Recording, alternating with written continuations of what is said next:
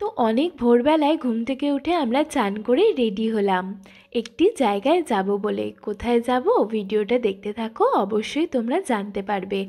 আর এখানে আমি লাইফের ফার্স্ট টাইম নিজে নিজে শাড়ি পরেছি। জানি ভালো হয়নি, কিন্তু আমি এতটা যে পরতে পেরেছি তাতেই আমি খুব হ্যাপি। আর এখানে আমরা বন্দে ভারতে করে চলেছি উজ্জয়িনীর উদ্দেশ্যে। আমি তো ফার্স্ট টাইম বন্দে ভারতে করে যাচ্ছি কোথাও। তোমরা কে কে ট্রাভেল করেছো এই বন্দে ভারতে আমাকে অবশ্যই জানিও। আর ট্রেন স্টার্ট হওয়ার কিছুক্ষণের মধ্যেই তখন ঘড়ির কাঁটায় বাজে 6:15, আমাদের কাছে এসে পৌঁছলো পেপার, জলের বোতল এবং চায়ের কিট। আমরা চাটা কিছুই খাইনি, কারণ ওই দিন আমাদের পুজো দেওয়ার ছিল। আর তোমরা ওই কাঁচের দিকে তাকালে দেখতেই পাবে কাঁচের গায়ে কীরকম জল জমেছে। ওই দিন আসলে হালকা বৃষ্টি পড়ছিল। তারপরে আমাদের ট্রেন এসে দাঁড়ালো উজ্জয়িনে। উজ্জয়িনের প্ল্যাটফর্ম কিন্তু অনেকটাই নিচু, সাবধানে নামতে হবে। তো আমরা উজ্জয়িনের স্টেশনের বাইরে ওয়েট করছিলাম আমাদের পণ্ডিতজির জন্য। তারপরে পণ্ডিতজির সঙ্গে দেখা।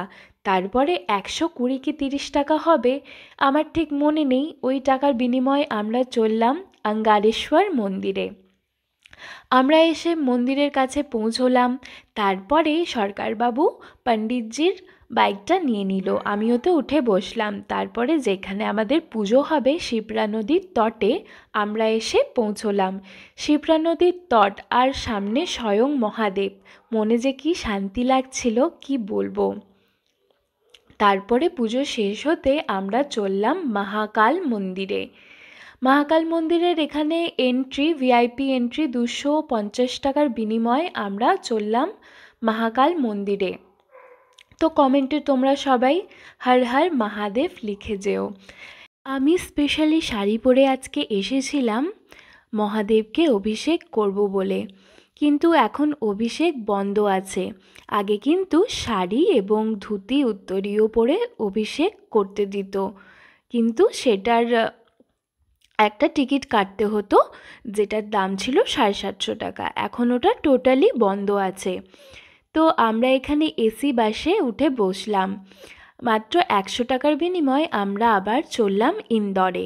আর আমি এখানে খেয়ে নিয়েছিলাম চিপস, আমি এবং সরকারবাবু, কারণ সকাল থেকে তেমন কিছুই খাওয়া হয়নি।